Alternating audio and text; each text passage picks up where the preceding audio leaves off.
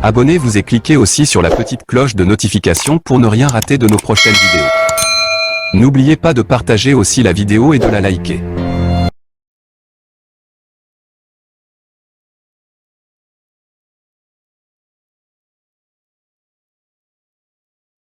L'Évangile de la prospérité. Les origines de l'Évangile de la prospérité. Est-ce que vous vous êtes déjà demandé d'où s'était sortie cette doctrine-là? Vous savez, la Bible, c'est comme un citron, hein? On le presse pour en faire sortir du jus, hein? Mais on peut presser la Bible et en faire sortir n'importe quoi aussi, et lui donner un air scripturaire. Dans cette série de 10 messages, je vais vous donner les titres des 10 messages qui vont composer cette série.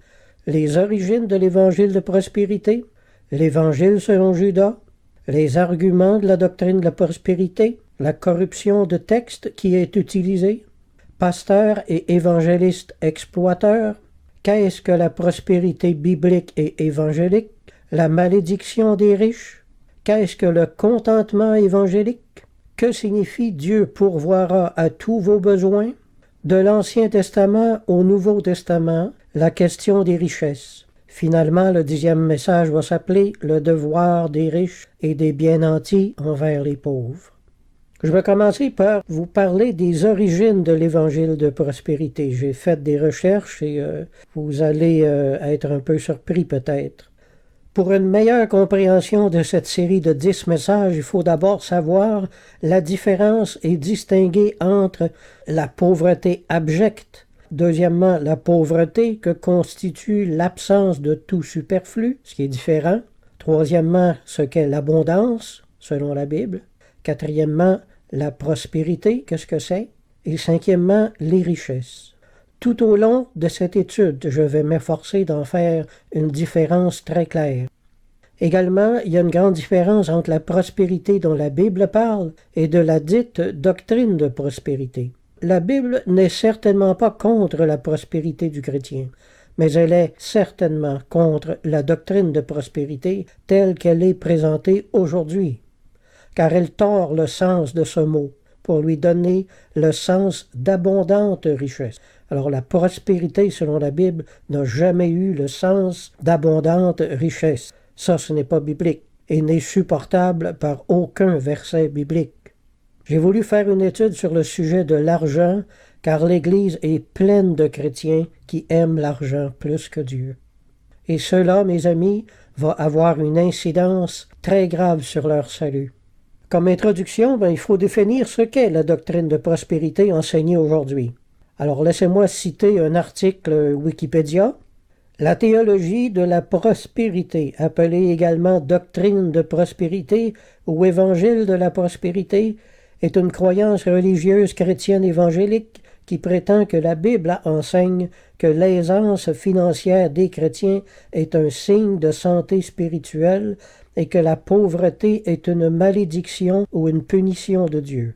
Cette doctrine enseigne que Dieu accroît les richesses matérielles de quelqu'un au regard de sa foi, d'une confession positive et de sa contribution au ministère chrétien. Je continue à citer Wikipédia. L'enseignement de la théologie de la prospérité est souvent abordé dans le cadre de l'offrande dominicale, comme par hasard, et associé avec la dîme, comme par hasard. La pression psychologique et la manipulation mentale obligent le croyant à donner 10%, telle une taxe obligatoire pour s'éviter les malédictions de Dieu et les attaques du diable, voire la pauvreté. Pour plusieurs analystes extérieurs, comme pour des chrétiens évangéliques, ce genre d'enseignement extrémiste est comparé à un business religieux. Cet extrémisme est ainsi combattu par des pasteurs et des unions d'églises, tels le CNEF, le Conseil national des évangéliques de France. Certains pasteurs qui enseignent cette théologie ont été impliqués dans des scandales de gestion financière. En Afrique, il est fréquent de voir des pasteurs qui se sont enrichis jusqu'à devenir millionnaires, vivre dans un luxe ostentatoire, nombreuses maisons et voitures, avions privés, etc., en accordant peu d'importance à l'aide matérielle aux démunis. Le CNEF est une alliance évangélique nationale, affiliée à l'Alliance évangélique mondiale. Elle regroupe 30 dénominations chrétiennes évangéliques en France. Son siège se situe à Paris. Ses membres représentent 70% des chrétiens évangéliques de France. Le CNEF dénonce clairement la théologie de la prospérité. Fin de citation. Les prédicateurs de cette doctrine soutiennent que l'Évangile promet la prospérité, ce qui est tout simplement faux. Pour les théologiens de la prospérité, Dieu nous sauve pour nous bénir matériellement. Certains en sont même venus à donner des ordres à Dieu. Ils inversent les rapports entre Dieu et l'homme. Dieu devient le serviteur des croyants et ceux-ci le somment de les bénir en lui rappelant qu'il leur a supposément promis de le faire dans la Bible. Également, en France, des pasteurs malhonnêtes font miroiter des cartes de séjour pour ceux qui payent bien. Ceux qui se rendent le dimanche à Charisma, par exemple, peuvent constater de quoi il est question. Une prédication du pasteur Pedro, homme à l'ego surdimensionné, est un one-man show où les fidèles spectateurs sont amenés à faire des exercices d'auto-persuasion pour l'obtention de toutes sortes de choses. Quelquefois, ça fonctionne, un peu comme la pensée magique ou les arts occultes fonctionnent. Mais le rapport avec Jésus de Nazareth, celui de la Bible, en est très, très éloigné. Pour Kenneth Copeland, je cite, « Tu peux avoir ce que tu dis. Si tu mènes une vie de pauvreté et de manquement, change ce que tu dis, ça changera ce que tu as. » Sa femme, Gloria Copeland, explique, « Vous donnez $1 pour la cause de l'Évangile, vous obtiendrez $100. Vous donnez $10, vous obtiendrez $1000. Et quand vous donnez une maison, vous recevez 100 maisons ou une maison de valeur 100 fois plus. » Fin de citation. Ça parle tout seul, cela, Beaucoup de ministères américains encourageaient leurs membres pas seulement à leur faire des dons, mais à leur donner des propriétés. Réalisez-vous la merde dans laquelle ces pauvres gens s'étaient mis en cédant leur maison au ministère de leur pasteur et qui se retrouvaient à la rue ensuite. Ces gens-là étaient là, ils attendaient leur nouvelle maison qui n'est jamais venue. En conclusion, cette doctrine est issue d'un matérialisme et d'un capitalisme forcené. Selon le CNEF, il s'agit là d'une paganisation de la foi, soit le contraire de la piété évangélique qui veut que l'on vive dans une relation de confiance et de soumission à la volonté de Dieu et dans une attente soumise de son action. Donnez $1 à Jésus et Jésus vous en redonnera 100. 99,9 des gens qui pourraient avoir foi dans ce principe sont quand même demeurés pauvres toute leur vie, tandis que ces prédicateurs se sont bâtis pour eux-mêmes de véritables empires sous leur nez. Tandis que sur les millions de prêtres catholiques de par le monde, aucun ne s'est jamais enrichi. D'ailleurs, cela ne leur est pas permis. Il faut rendre à César ce qui est à César. On dit que j'avais la haine des protestants. C'est faux. J'ai la haine du protestantisme et de leurs dizaines de dérives de toutes sortes. Dérives qui font souffrir des âmes qui ne le méritent tellement pas, là. Petit troupeau d'âmes précieuses, abusées et tenues captives dans l'esclavage de toutes sortes de fausses doctrines.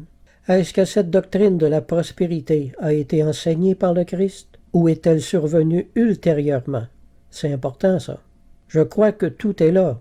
Toutes les doctrines nouvelles sont hyper suspectes. Vous êtes d'accord avec ça, Hébreux 13.9. Ne vous laissez pas entraîner par des doctrines diverses et étrangères.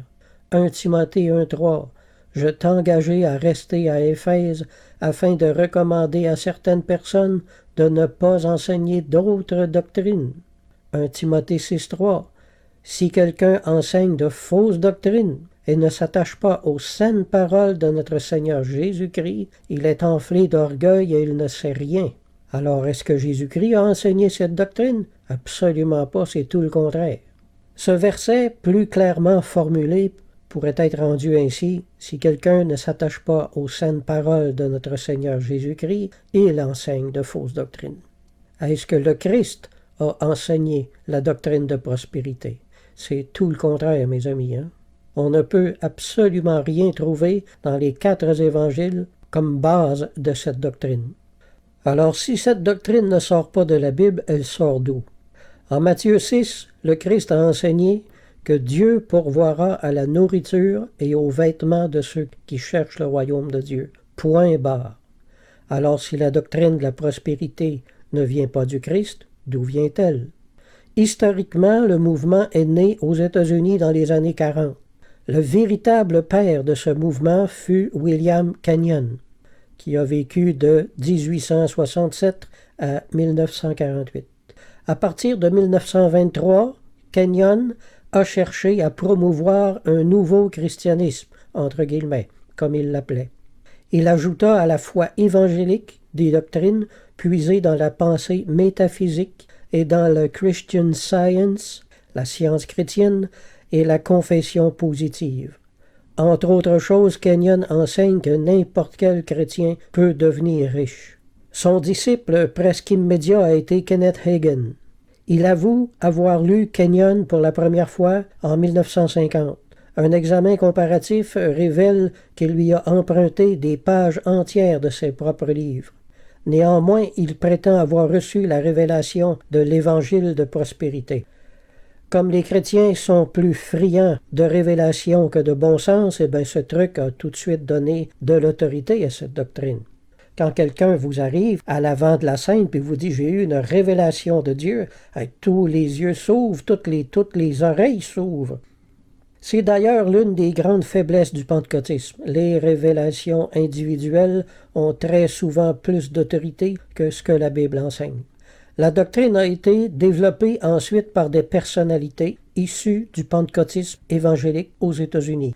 Dans les années 60 et 70, les pères fondateurs sont des pasteurs texans comme par exemple Kenneth Copeland, auteur du livre The Law of Prosperity, les lois de la prospérité, écrit en 1974. Alors, c'est passé du révérend Kenyon à Kenneth Hagin, à Kenneth Copeland et à sa femme Gloria Copeland, Fred Price, Oral Roberts, Jim Baker, Yonggi Cho, A. Braden, B. Barron, D. McConnell, et de là, ça s'est répandu comme une traînée de feu dans tous les États-Unis pour atteindre le Canada, la France et l'Afrique et beaucoup d'autres pays. Une vraie gangrène. Cette doctrine est un grand exemple de l'accommodation culturelle de l'Église aux valeurs mondaines du matérialisme américain. Ce capitalisme, ancré dans les esprits, a totalement cautérisé la conscience d'un nombre incalculable de chrétiens, qui ne voient plus aucun péché à servir Mammon, corps et âme. Il est incroyable de voir la réaction des chrétiens quand nous parlons d'argent. Quand l'Esprit Saint met le doigt sur leur vache sacrée, alors ils se mettent en colère. En tout autre domaine, ils sont de très bons chrétiens, mais quand vous leur dites ce que le Christ pensait des riches, ils se révoltent, Ils prennent la défense de Mammon, leur vrai Dieu. Clément d'Alexandrie, qui a vécu de 150 à 215, et bien d'autres pères de l'Église dénoncent avec vigueur, je cite, le luxe, les vêtements aux riches teintures, les souliers brodés d'or, etc. Les premiers chrétiens ne faisaient donc aucun compromis avec les richesses du monde, tout comme le Maître le leur avait enseigné. Amen.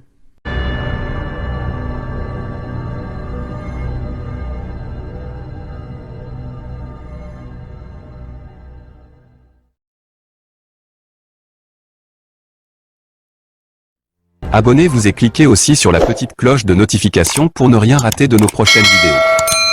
N'oubliez pas de partager aussi la vidéo et de la liker.